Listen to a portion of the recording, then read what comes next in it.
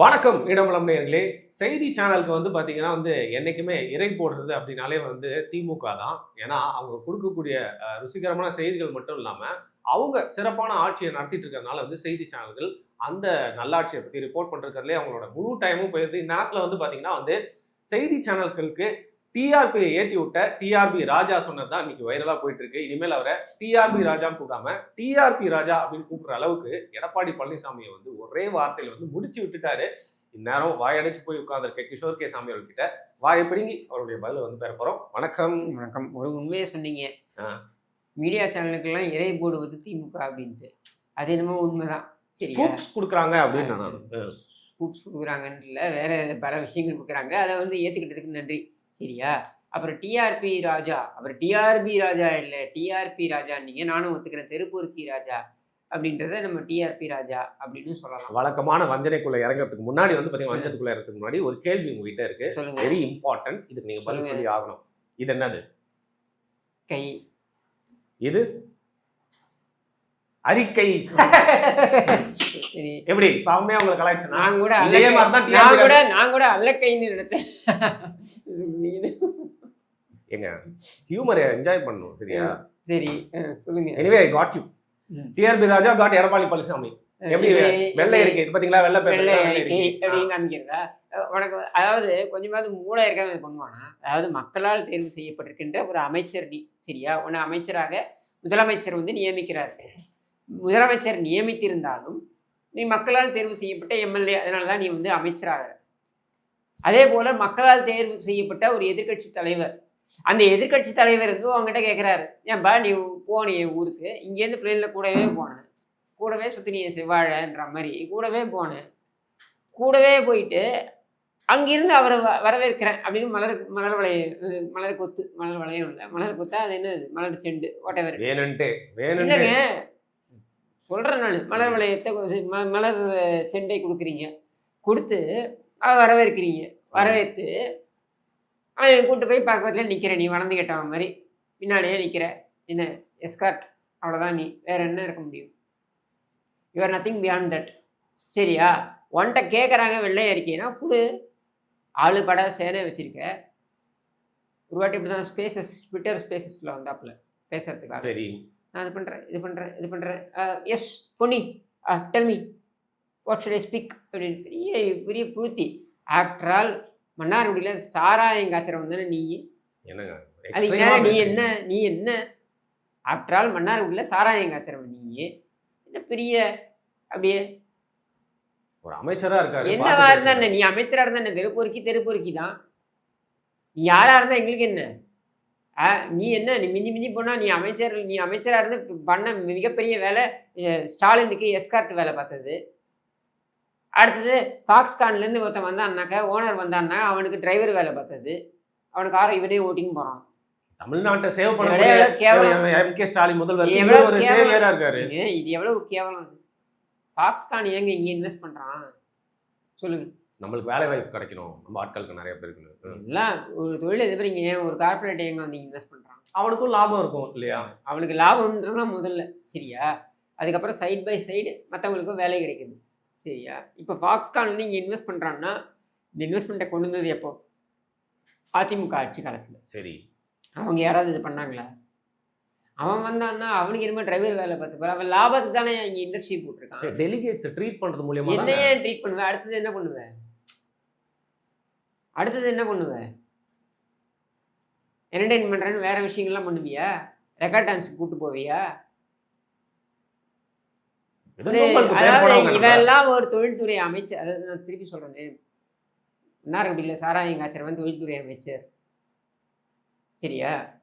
லாலா கடை சாந்தி பாட்டுக்கு போஸ்டர் ஓட்டினவன் கல்வி அமைச்சர். என்ன நின்றுக்கு நான் 5 படத்துக்கு நான் 10 அப்படின்னு பேசினேன் உயர்கல்வித்துறை அமைச்சர். இது ஒரு ஆட்சி. இது எதுவுமே எதுக்காக நடக்குதுன்னு கூட தெரியாத ஒரு பொம்மை முதலமைச்சர். லாலா கடை சாந்தி பாட்டுக்கு ஆடினவர் விளையாட்டுத்துறை அமைச்சர். அதை மறக்காதீங்க. சொல்றேங்க, யாரோட விளையாடிட்டு இருக்காரு? Pride of Tamil Nadu. இல்ல திரைப்படத்துல பிரைட் ஆஃப் தமிழ்நாடு இல்ல, இது ஷேம் ஆஃப் தமிழ்நாடு. நீ என்ன பெரிய கிழிச்சுட்ட திரைப்படத்தில் திரைத்துறையில் அப்படியே பெரிய இது பண்ணி கிழிச்சுப்பியா? நீ திரைப்படத்தில் பண்ணி மேய்ச்ச ஏங்க வெள்ளை நிஜ இருக்கைக்கு வாழ்க்கையில வந்துருவாங்க. ஏங்க திரைப்படத்துல பண்ணி மேய்ச்ச, நிஜ வாழ்க்கையில நாய் மேய்க்கிற, ஒரு நாயை கட்டி பிடிச்சிட்டு இப்போ டெய்லி ஒரு ஃபோட்டோவை போடுற. இதான் நீ விளையாட்டுத் துறையில பண்ண மிகப்பெரிய சாதனை. நாயோட விளையாடிக்கிட்டு இருக்க. தவிர்த்து வேற என்ன உன்னோடது? ஒன்றும் கிடையாது. நேரு ஸ்டேடியம்லேருந்து வெளியேற்றுறாங்க. விளையாட்டு வீரர்களை நேரு ஸ்டேடியம்லேருந்து வெளியேற்றுறாங்க. எதுக்குன்னா, அவர்கள் பாட்டு கச்சேரிக்கு நேரு ஸ்டேடியத்தை லீஸ் விட்டிருக்கிறார்கள். அதனால் வெளியேற்றுறோம் என்று சொல்கிறார்கள். இது செய்தியிலே வந்து நியூஸ் பேப்பரில் வந்து நான் ஏதோ அவதூறு பரப்பல. அதையும் பாருங்க, நியூஸ் பேப்பர் கட்டிங்கே பாருங்க. எவ்வளோ ஒரு கேவலம் ஏதாவது இருக்க முடியுமா? இப்படி கொண்டு வந்து இந்த கும்பலையை கொண்டு வந்து நீ உட்கார வச்சு, நீ வந்து தொழில்துறையில் நீ மிகப்பெரிய புரட்சியை பண்ணிட்டேன்னு புழுகிற. இத்தனை பேருக்கு இத்தனை லட்சம் பேருக்கு வேலை வாய்ப்பு வாங்கி கொடுத்துட்டேன்னு நீ புழுகிற. இதை கேள்வி கேட்டால் நான் வெள்ளை பேப்பரை எடுத்து காமிக்கிறேன், இதுதான் அவருக்கு புரியும் அப்படின்னு நீ சொல்ற. எதிர்கட்சி தலைவர் புரியுற ஒரு நல்ல ஒரு வெள்ளை இருக்கே இப்ப எப்ப வேணா கொடுக்கலாம், இதுதான் அவருக்கு புரியும். இப்படி கொடுத்தாதான் புரியும் அவருக்கு. பரவாயில்லையா? ஆஃப்டர் ஆல் சாராயம் காய்ச்சறவன் நீ என்ன? நீ வந்து ஒரு விவசாயியை பார்த்து உனக்கு வெள்ளை பேப்பர் தான் புரியும், உனக்கு வேற எதுவும் புரியாதுன்னு நீ சொல்றனா, நீ யாரை அவமானப்படுத்துற? நீ யாரை அவமானப்படுத்துற? எடப்பாடி பழனிசாமி அவமானப்படுத்துறியா? அவருக்கு ஒன்றும் அவமானம் கிடையாது. வாழ்க்கையில உச்சத்தை பார்த்து விட்ட நபர். சரியா? உண்மையான உச்சத்தை நான் சொல்றது. சரியா? என்னன்னு ஒரு முதலமைச்சராக இருங்க. ஒரு முதலமைச்சர் இருந்துட்டாரு, அவர் எதிரே பார்த்துருக்க மாட்டார். அவர் முதலமைச்சராக இருப்பார். முதலமைச்சராக இருந்துட்டார். 4.5 ஆண்டுகள் ஆட்சியும் கொடுத்து விட்டார். சரியா? இன்னைக்கு வந்து ஒரு மிகப்பெரிய ஒரு கட்சியுடைய, தமிழ்நாட்டை அதிகப்படியான ஆண்ட கட்சியுடைய பொதுச்செயலாளராகவும் வந்து விட்டார். எங்கேருந்து ஆரம்பிச்சு ஒரு கிளை செயலாளராக ஆரம்பிச்சு ஒரு சாதாரண தொண்டனாக ஆரம்பிச்சு வந்துட்டார். சரியா? உன்ன மாதிரி திமுக காரன்னா சும்மா சாதாரணமாக வந்துடல. நீ சாதாரணமாக தான்டா வந்த. டிஆர்பி ராஜா அண்ணா அறிவாலயத்துக்கு எப்படி வந்தாப்புல? டிஆர்பி ராஜா அது வெளில நின்றுட்டு இருப்பாப்புல. அண்ணா அறிவாலயத்து வெளியில் நின்றுக்கிட்டு பாலு வெட்டி வாங்கிட்டு வானா வாங்கிட்டு வர்றது தான் டிஆர்பி ராஜாவோட வேலை. இப்படி உள்ளே வந்த டிஆர்பி ராஜாவுக்கு 2வது மனைவியுடைய மகன் என்கிற அந்தஸ்தை விட்டு உனக்கு வேற என்ன தகுதி இருக்கு நீ திமுக வரதுக்கு? திமுக காரனா சும்மா வந்து இல்லடா அப்படின்னு பேசிட்டா. நீ சும்மா தாண்டா வந்த. நீ சும்மா தாண்டா வந்த. அந்த படையப்பால வரும் தெரியுமா, மணிவண்ணனை பார்த்து சிவாஜி கணேசன் சொல்லுவாரு, ஆமாண்டா அது மாதிரி, ஆமாண்டா நீ சும்மா தாண்டா வந்த. எவனுக்கோ பிறந்தன்ற ஒரு காரணத்துக்கு தாண்டா நீ வந்த கட்சிக்குள்ள. வேற என்னடா உனக்கு தகுதி இருக்கு? வேற என்னடா தகுதி இருக்கு நீ எம்எல்ஏ ஆகிறதுக்கு? வேற என்னடா தகுதி இருக்கு நீ அமைச்சரானதுக்கு? ஒன்றும் கிடையாது. அப்போ இங்க என்னன்னா, என்ன எகத்தாளம் இருந்தா நீ வந்து ஒரு எதிர்கட்சி தலைவரை பார்த்து இப்படி வெள்ளை அறிக்கை அப்படின்னு சொல்லிட்டு வெள்ளை பேப்பரை காமிச்சு தான் அறிக்கைன்னு சொல்லுவேன். எங்களுக்கும் தெரியும் ஒன்றும் கிடையாதுன்ட்டு. பிம்பளிக்கு பிலாப்பி அப்படின்றதான் எங்களுக்கும் தெரியும். சரியா? நீ துபாய் போனதாக இருக்கட்டும், ஸ்டாலின் துபாய் போனதாக இருக்கட்டும், ஸ்பெயின் போனதாக இருக்கட்டும், ஜப்பான் போனதாக இருக்கட்டும், சிங்கப்பூர் போனதாக இருக்கட்டும், இல்லை அமெரிக்கா போனதாக இருக்கட்டும், ஒரு மண்ணாங்கட்டிக்கும் ஒரு கருணாநிதிக்கும் லாய்க்கு கிடையாதுன்றது எங்களுக்கு தெரியும். ஆனால் இவ்வளவு எகத்தாளத்தோட நீ பேசுவேன்னா,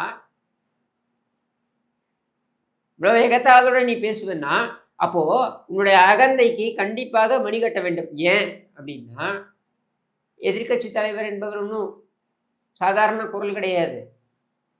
உனக்கு 43% ஓட்டு போட்டிருக்காங்கன்னாக்கா உனக்கு எதிராக 57% ஓட்டு போட்டிருக்காங்க. அந்த 57% ஓட்டு போட்டாங்க இல்லையா, அவங்களுடைய பிரதிநிதி எதிர்கட்சி தலைவர். அதனால தான் அவருக்கு அமைச்சர் அந்தஸ்து கொடுக்குறாங்க. ஏன் அமைச்சர் அந்தஸ்து கொடுக்குறாங்க தெரியுமா? நீ வாங்கினது வெறும் 43% தான். ஒட்டுமொத்த 57%க்கும் அவர் பிரதிநிதின்னு கொண்டு வராங்க. அப்போது பெரும்பான்மையாக இருக்கக்கூடிய மக்கள், உனக்கு எதிராக ஓட்டு போட்ட மக்களுடைய பிரதிநிதியாக எதிர்கட்சி தலைவர் பார்க்கப்படுகிறார். அதனால தான் அவருடைய குரலுக்கு மதிப்பு கொடுக்கப்படுகிறது. அவரை நீ இப்படி நடத்துறது ஏற்றுப்பாங்களா? இதெல்லாம் மக்கள் பார்த்து கொண்டு தானே இருக்காங்க.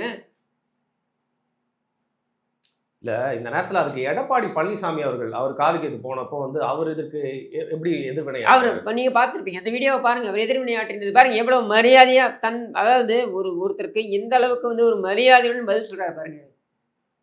நீ வந்து நான் கேட்குறது என்னப்பா, இத்தனை பேருக்கு வேலை வாய்ப்புன்னு சொன்னேன், எங்கப்பா வேலை வாய்ப்பு வாங்கி கொடுத்துருக்கு? இத்தனை லட்சம் பேருக்கு வேலை வாய்ப்புன்னு சொன்னியே, எங்கே வந்தது?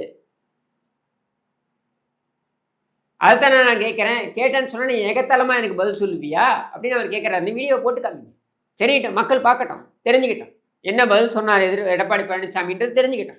தொழில்துறை அமைச்சர் ஒரு அறிவிப்பை வெளியிட்டார். ஒரு வெற்றி காயத்தை அறிவிச்சு ஒரு வெள்ளை காயத்தை காட்டி இதுதான் வெள்ளை அறிக்கைன்னு சொல்றார். எவ்வளவு ஏத்த இருந்தா இப்படி பேசுவார்? எங்க நாட்டு மக்கள், இங்க படித்த இளைஞர்கள் இருக்கிறீங்க. நாட்டில் பல லட்சம் பேர் வேலை இல்லாம இருக்கிறாங்க. திராவிட முன்னேற்ற கழக அரசு அமைந்த பிறகு திராவிட முன்னேற்ற கழக ஆட்சியில 922 புரிந்துணர்வு ஒப்பந்தங்கள் போடப்பட்டதாகவும் அதிலே கிட்டத்தட்ட 10 லட்சம் தொழில் முதலீட்டு ஈர்க்கப்பட்டதாகவும் அதில் 32 லட்சம் பேருக்கு வேலை கிடைக்கும் என்றும் அதோட 75% புரிந்துணர்வு ஒப்பந்தம் நிறைவேற்றப்பட்டதாக திரு ஸ்டாலின் அவர்கள் ஜெர்மன் நாட்டுக்கு செல்கிற பொழுது பத்திரிகையாளரை சந்தித்து இப்படி ஒரு செய்தி வெளியிட்டு போயிருக்காங்க. திரு தொழில்துறை அமைச்சர் டிஆர்பி ராஜா அவர்களே, இதற்கு விளக்கம் கொடுக்கப்பட வேண்டும். ஒரு முதலமைச்சர் இன்னைக்கு தொலைக்காட்சியிலே பேட்டி கொடுக்கின்ற பொழுது இந்த செய்தியை சொல்லிக்கிறார். அந்த அடிப்படையில் நான் கேட்கின்றேன், இன்றைக்கு நீங்கள் ஆட்சி பொறுப்பேற்றதிலிருந்து 922 புரிந்துணர்வு ஒப்பந்தங்கள் போடப்பட்டது என்று சொன்னால் அதில் 75% புரிந்துணர்வு ஒப்பந்தங்கள் நிறைவேற்றப்பட்டது சொன்னால் லட்சக்கணக்கான பேருக்கு சுமார் தமிழகத்தில் 25 லட்சம் பேருக்கு வேலை கிடைத்திருக்க வேண்டும். கிடைச்சதா வேலை? திண்டுக்கல் மாவட்டம் வேடசத்தூர்ல எத்தனை பேருக்கு வேலை கிடைச்சது? ஆனா ஸ்டாலின் பேசுறாரு 77%, 32 லட்சம் பேர்ல 77% புரிந்துணர்வு ஒப்பந்தம் நிறைவேற்றப்பட்டு சொன்னால் 32 லட்சம் பேருக்கு வேலை கிடைக்கும் என்று சொன்னால் அதில் 75% பார்க்கின்ற பொழுது 25 லட்சம் பேருக்கு தமிழகத்திலே விடியா திமுக ஆட்சியிலே இன்றைக்கு இந்த தொழில்துறை மூலமாக வேலை கிடைத்திருக்க வேண்டும். அத்தனை பொய் செய்தானே, பொய்யா தானே செய்தி வெளியிட்டாரு. இன்றைக்கு திரு ஸ்டாலின் அவர்களே, உங்களுடைய ஆட்சியிலே இன்றைக்கு 10 லட்சம் கோடி தொழில் முதலீட்டு ஈர்க்கப்பட்டதாகவும் 922 புரிந்துணர்வு ஒப்பந்தம் போட்டதாகவும் நீங்கள் வெளியிட்டிருக்கீங்களே, அதற்கு வெள்ளை அறிக்கை வேண்டும். வெள்ளை அறிக்கை வேணும்ல, நீங்க தெரிஞ்சுக்க வேணும்ல. அப்படி தெரிஞ்சா தானே எவ்வளவு தொழில் வந்தது, அந்த தொழிலுடைய நிலைமை என்ன, எத்தனை தொழில் பயன்பாட்டுக்கு வந்திருக்குது, எவ்வளவு நிதி தமிழ்நாட்டுக்கு வந்திருக்குது, தொழில்துறை மூலமாக எவ்வளவு பேருக்கு வேலை கிடைத்திருக்கு என்ற விவரத்தை கேட்டா வெள்ளை காயத்தை காட்டுகிறார். திரு டிஆர்பி ராஜா அவர்களே, உங்களுடைய ஆட்சி வெற்றி விளம்பர ஆட்சி என்பதை நீங்கள் வெள்ளை காயத்தை காட்டி நிரூபித்து விட்டீர்கள். கிராமத்தில் சொல்லுவாங்க, சட்டியில் இருந்தா தானே ஆப்பையில வரும். அங்க ஒண்ணுமே இல்லையே, வெள்ளை காயத்தை காட்டி ஆகணும். உண்மைதானே?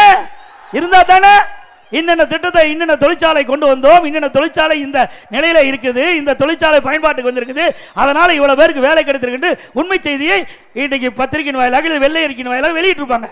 ஆனா இந்த ஆட்சியில அத்தனையும் பொய்யை தவிர்த்து வேற எதுவுமே இந்த ஆட்சியில பார்க்க முடியாது. சரி, இப்போ இவர் வந்து திருப்பி எதிர்வினை ஆற்றிருக்காரு, அதுக்கு பதில் சொல்லியிருக்காரு, திருப்பியும் கேள்வியும் கேட்டிருக்காரு. நான் என்ன கேட்கிறேன், இப்போ இந்த மாதிரி வந்து ஒரு நையாண்டி பேசிட்டு போனா இந்த வெள்ளை அறிக்கை அப்படிங்கிற விஷயத்தை பத்தி மக்கள் மறந்துடுவாங்கன்னு நினைக்கிறாங்களா, இல்ல என்ன, ஏன் அவமானப்படுத்தணும், சிறுமைப்படுத்தணும்? அதுதாங்க திமிரு. என்னை யார் என்ன கேள்வி கேட்க முடியும்? எங்களை யார் என்ன பேச முடியும்? நாங்க அப்படித்தான் நடந்துப்போம். எங்களை எவனும் எதுவும் கேள்வி கேட்க முடியாது. இதுதான் இவர்களுடைய எண்ண ஓட்டம். இந்த எண்ண ஓட்டத்திற்கு கடிவாளம் போட வேண்டுமா அப்படின்ற யோசனைக்கு மக்கள் தான் வர வேண்டும். அப்படி மக்கள் வருவார்கள் என்றால் அவர்கள் தான் முடிவெடுக்க வேண்டும். தயோகைத்தனமான பேச்சு இல்லையா? எங்களுடைய பணத்தில் நீ ஊருக்கு போகிற, நீ என்ன உங்கள் பணத்தை செலவு பண்ணி போயிட்டு நாங்கள் கேட்டோமா உன்னை கேள்வி? உன் பாக்கெட்டில் நீ செலவு பண்ணி நான் உன்னை கேள்வி கேட்டோமா? எங்களுடைய பணத்தில் நீ போகிற, சரியா? நீ புருஷன் முன்னாடியே போகல, குடும்பத்தோட போ, எங்கள் பணத்தில் நீ போகிற அப்படின்னும் பொழுது நான் கேட்போம், ஏன் நீ போன, என்ன பண்ணன்னு கேட்கறதுக்கு எங்கள் உரிமை இருக்கு. எங்கள் பணத்தை போவோம், தனிப்பட்ட விதத்தில் போயிட்டு வா, நாங்கள் ஏன் கேட்க போகிறோம்? எதிர்கட்சி தலைவராக இருக்கும்போது 6 மாதத்துக்கு முன்னாடி லண்டன் போயிட்டு இருந்தார் ஸ்டாலின். நாங்கள் கேட்டோம்மா ஏன் போனார்னு. அவருடைய தனிப்பட்ட விஷயம், சரியா? அதுவும் கூட அவருடைய சொந்த காசுலேருந்து போகல, திமுகவுடைய காசுலேருந்து போனார். திமுக தொண்டனை உரிந்து அதுல போனார். ஆனா அது அவங்க கட்சி பிரச்சனை, அது அவங்க பிரச்சனை, அவங்க கட்சி பிரச்சனை, சரியா? அது ஏன் பிரச்சனை கிடையாது. ஆனால் ஒரு முதலமைச்சராக அவர் செல்கிறார் என்றால் கேட்பது என்பது அடிப்படை உரிமை, கடமை. பதில் சொல்ல வேண்டியது உன்னுடைய கடமை. பதில் சொல்ல முடியாதுன்னு நீ எகத்தாளம் பேசுவேன்னா உன்னை எப்படி கவனிக்க வேண்டுமோ அப்படி மக்கள் கவனிப்பார்கள் தேர்தல் வரும்போது. சரி, இப்ப நீங்க இப்படி வந்து ஒரு மிரட்டல் விடுறீங்க. நான் மிரட்டல்லாம் விடல, உண்மையே சொல்றேன். நீ மிரட்டலா இருந்தா எடுத்துக்க. இல்லங்க, மக்கள் வந்து உங்களை தோக்கடிப்பாங்க அப்படிங்கிற மாதிரி நீங்க வந்து சொல்றீங்க. மக்கள் கேள்வி கேட்பாங்கன்னு நான் நம்புறேன். மனசாட்சி உள்ள மக்கள் கேள்வி கேட்பாங்க. என்ன தவறா கேட்டாரு? தன்னுடைய வழக்கு சம்பந்தமா ஏதாவது கேட்டாரா, இல்ல தன்னை பற்றி தனிப்பட்ட விதத்தில் ஏதாவது கேட்டாரா, இல்ல டிஆர்பி ராஜா பற்றி தனிப்பட்ட விதத்தில் ஏதாவது கேட்டாரா? ஒண்ணும் கிடையாது. அவர் கேட்டது என்ன? நீங்க மக்கள் பணத்துல போயிருக்கீங்க, பதில் சொல்லுங்க, அதுக்கு என்ன வந்தது அப்படின்னு. நீ சொல்றதுல என்ன பிரச்சனை உனக்கு?